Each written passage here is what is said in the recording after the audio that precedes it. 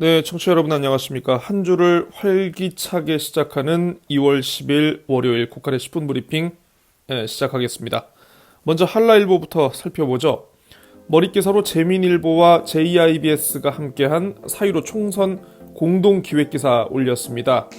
비단 어제 오늘만의 문제는 아닐 겁니다. 중앙정치권이 선거 때마다 특별자치도 완성이라는 공약을 립서비스하고 있지만 정작 10년째 지지부진하다는 지적 담았습니다. 사이드 기사입니다. 지난 8일 0시를 기해 제주지역 집중 관찰 대상자 14명의 자가격리가 해제됐습니다. 귀국 후 신종 코로나 확진 판정을 받은 중국 관광객 여파에 한동안 지역사회가 동요하는 듯 했지만 각계의 노력으로 청정지역을 유지하게 됐다는 소식 전하고 있습니다. 신종 코로나의 영향으로 관광산업에 이어 1차 산업도 어려움을 겪고 있다는 보도입니다.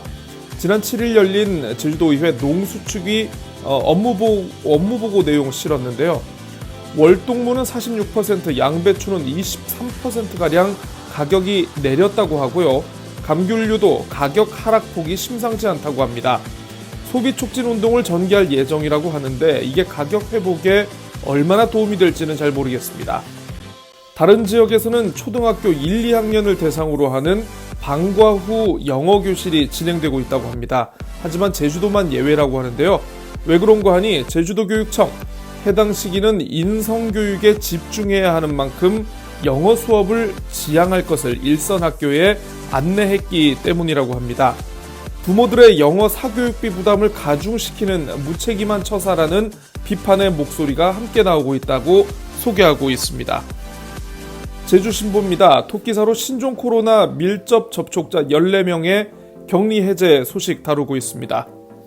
바로 옆기사로 내려갑니다. 그동안 국토부의 제2공항 전략 환경 영향평가 부실 의혹이 여러 분야에 걸쳐서 계속 제기됐는데요. 특히 조류 충돌에 대한 우려가 있었습니다.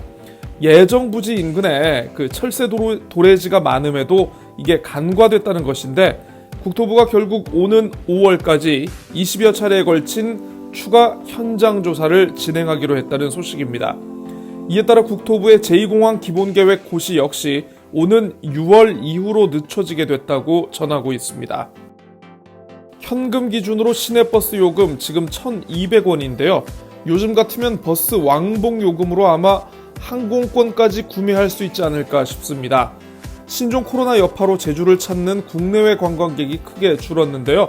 그러다 보니 항공사들이 비행기표 가격을 크게 내려서 특가 판매에 나서고 있다고 합니다. 그래서 주중 항공권 가격 3,000원까지 떨어졌다고 하는데요.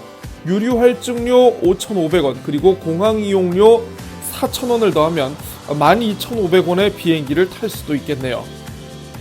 재민일보 살펴보죠. 토끼사로 한라일보와 마찬가지로 공동 기획기사 올렸습니다.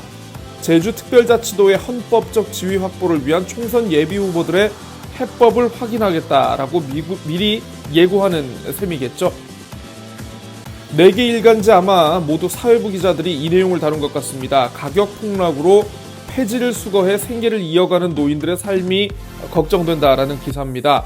2년 전만 하더라도 킬로그램당 100원대를 유지했던 폐지 가격, 중국의 폐기물 수입 금지 조치와 그리고 공급 과잉의 여파 등으로 현재 20원대까지 떨어졌기 때문인데요. 클린하우스 곳곳에서 폐지와 종이박스, 수북이 쌓여있는 모습을 어렵지 않게 찾아볼 수 있다고 합니다.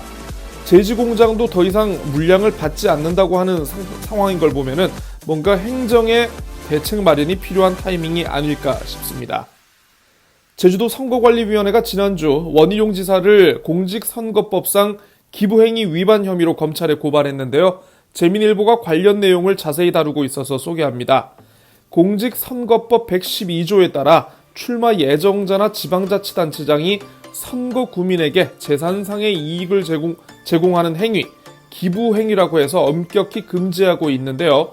지난달 2일 도내 청년 취업기관을 찾아 직원과 교육생들에게 피자를 전달한 것, 그리고 지난해 12월 원 지사가 자신의 유튜브 채널에서 죽을 판매한 행위가 문제가 되고 있습니다. 물론 예외 규정이 있기는 합니다만 엄격하게 적용하는 만큼 이번 선관위 고발, 지난해 이미 공직선거법 위반으로 벌금 80만 원을 맞은 바 있는 원지사에게 부담이 될 것이라고 전망하고 있군요. 다만 원지사 측에서는 취업기관 운영 조례에 따라서 생활 지원이 가능하다. 그래서 피자를 제공한 것이 크게 문제가 되지 않는다는 입장이라고 하는데요. 유튜브에서 죽을 판매한 행위 역시 지역경제 활성화를 위한 행위로 지자체장의 사회 상규상 가능한 일이다라고 항변하고 있습니다. 공직선거법의 경계를 아슬아슬하게 걷다가 결국 고발까지 당하게 됐는데 이 원지사에 대해 법원이 어떤 판단을 내릴지 관심이라고 기사는 마무리하고 있습니다. 마지막으로 제주일보입니다. 머릿기사로 신종 코로나 바이러스 여파에 따른 지역 1차 산업 등 경제위기 소식 다루고 있습니다. 장기적으로 제주 경제의 체질 개선이 시급하다는 도의회 지적 담았습니다. 지금 전 세계적으로 중국 다음으로 신종 코로나 바이러스 확진자가 많은 나라, 바로 일본 국적의 크루즈선입니다. 네, 일본 국적의 크루즈 다이아몬드 프린세스의 신종 코로나 바이러스 확진 환자가 9일 기준으로 모두 64명으로 알려져 있는데요. 일본 정부가 자국 내 감염이 아니라며 통계 집계를 거부함에 따라서 이게 크루즈라는 별도 항목으로 관리가 되는 것으로 알려져 있습니다. 해당 크루즈가 오는 23일 일본 사카이미나토를 출발해서 부산을 경유한 후 제주에 올 예정이라고 되어 있다고 하는데요. 때문에 지역사회의 우려가 커지고 있습니다. 사실상 운항이 취소된 것으로 보고 있지만 아직까지 선사 측으로부터 공식적인 답변을 듣지 못했다고 하는데요. 방역당국 역시 긴장하고 있다는 소식 전하고 있습니다. 법원이 오는 24일 부장판사 전보 인사를 단행한다고 합니다. 때문에 전 국민의 관심을 받고 있는 고유정 사건에 대한 1심 재판 선고, 오늘 결심 공판을 진행하고 일주일 후인 오는 17일쯤 나올 것으로 예상된다는 기사입니다.